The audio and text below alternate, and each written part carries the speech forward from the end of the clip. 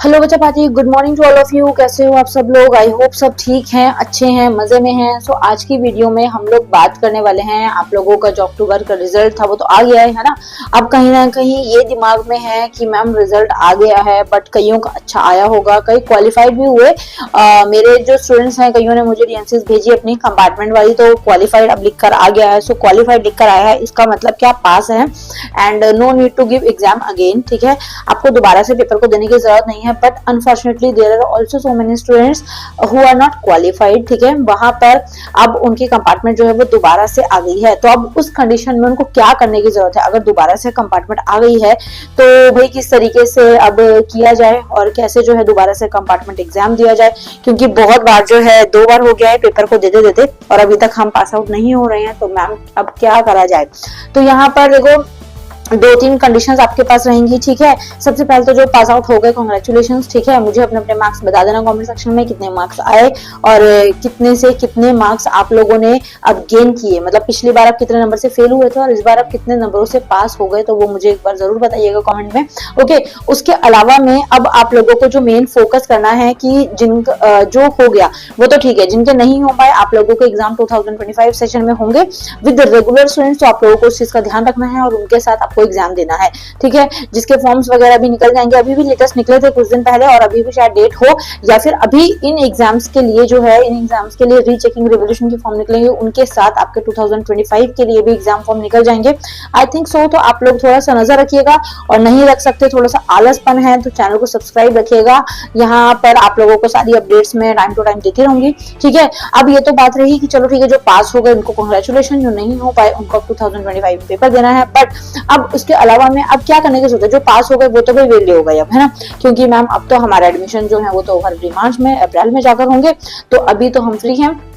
तो उतने टाइम में आपको क्या करना है? सबसे मेन चीज उसके बीच में आप लोगों को जो करने की जरूरत है, सबसे पहले तो आपको ये देख के रखना है कि आपको आगे जाके क्या करना है। मुझे कमेंट सेक्शन में बताना ये चीज, ठीक है, कि आप क्या करने की सोच रहे हो। और अगर कंफ्यूज हो तो 10 बार नहीं 20 बार डिस्कस करना अपने एल्डर से, टीचर से, ट्यूटर से, या फिर मुझसे भी आप डिस्कस कर सकते हो। बट आपको अपने इंटरेस्ट के अकॉर्डिंग, अपनी कैपेबिलिटी के अकॉर्डिंग स्ट्रीम लेनी है। ठीक है, किसी के बहकावे में आकर कोई स्ट्रीम लेने की जरूरत नहीं है कि मैम हमारे पेरेंट्स जो है वो ये स्ट्रीम बोल रहे हैं, या फिर हमारे जो फ्रेंड्स हैं वो इस स्ट्रीम में जा रहे हैं, या फिर मेरे दोस्त जो हैं वो ये वाली स्ट्रीम बोल रहे हैं, या फिर इस स्ट्रीम के अंदर जॉब बहुत ज्यादा है, या फिर इस स्ट्रीम के अंदर पैसे बहुत ज्यादा हैं तो मैं यही करूंगा। ऐसा कुछ नहीं है, आप लोगों को जस्ट अपनी कैपेबिलिटी के अकॉर्डिंग ही करना है। ठीक है, फॉर एग्जाम्पल मैं बता देती हूँ, जैसे कई बच्चे होते हैं जिनको डॉक्टर बनने का सपना होता है कि मैम हमें तो डॉक्टर बनना है और हमें एमबीबीएस करनी है, हमें मेडिकल लेना है, और अब 10th के बाद 10th का रिजल्ट आया, अब वो 11th में मेडिकल लेने की सोचेंगे। ठीक है, या फिर इंजीनियरिंग फील्ड वाले हो गए, या फिर उनको ऑफिसर ग्रेड में जाना है, एनडीए वाली फील्ड में जाना है, तो वो नॉन मेडिकल लेंगे, फिजिक्स केमिस्ट्री लेंगे।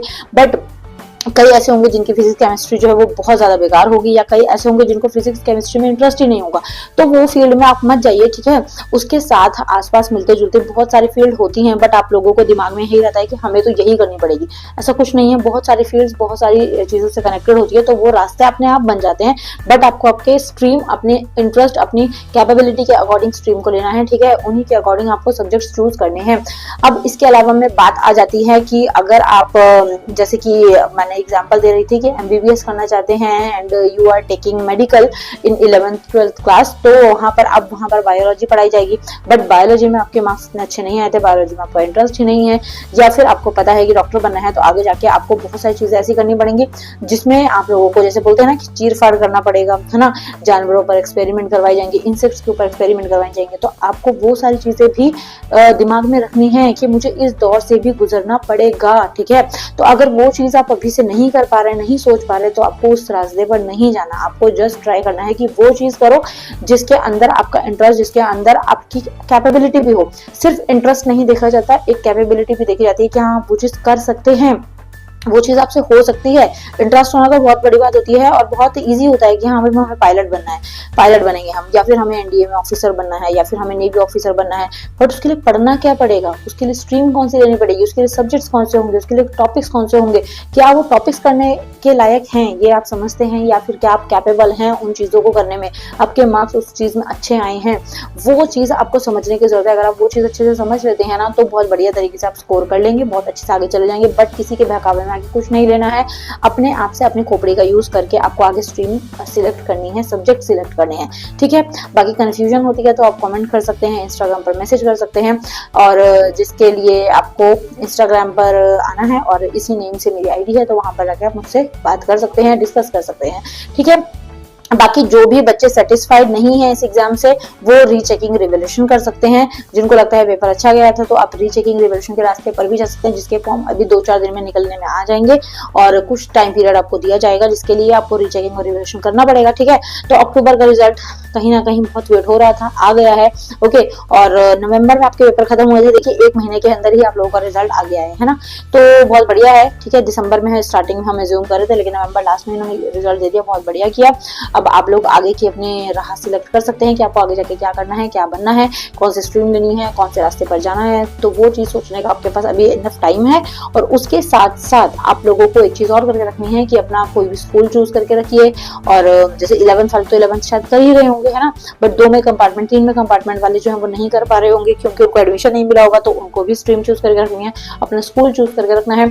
और 12th क्लास वालों को आगे के लिए अपना कॉलेज सिलेक्ट करना है, कौन से कॉलेज में जाना है और कौन से कॉलेज में कौन से कोर्सेज हैं, कौन से कोर्सेज में कौन से सब्जेक्ट्स हैं, कौन से सब्जेक्ट्स में कौन से टॉपिक्स हैं। तो कहने को बहुत सारा काम है आप लोगों को करने के लिए, लेकिन मुझे पता है बहुत आलसी हो तो करोगे तो कुछ नहीं तुम, लेकिन आप लोगों को अगर कर लेंगे तो आपको आगे जाके बेनिफिट ही होगा, ओके। तो आई होप चीजें समझ आई होंगी। Still if you have any type of doubt so you can ask me in comment section or in Instagram account, ठीक है।